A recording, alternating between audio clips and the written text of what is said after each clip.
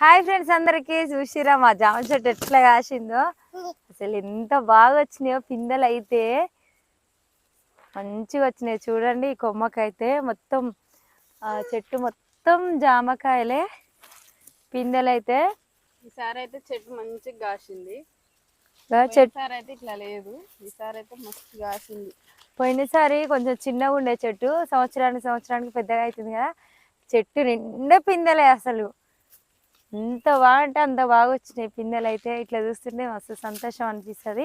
కానీ ఇవి కొంచెం పెద్దగా అయ్యేసరికి కోతులు అయితే వస్తాయి. మేము తినకుండా అయితే మంచిగా కోతులు అయితే తింటున్నాయి. కనీసం వాటికన్నా ఒకరోజు కడుపు నిండుతుంది కదా, పోనీ అని అయితే వదిలేస్తాం మేము. ఎందుకంటే అదంతా నిమ్మతోటే కాబట్టి కోతులు అయితే ఎక్కువ రావు.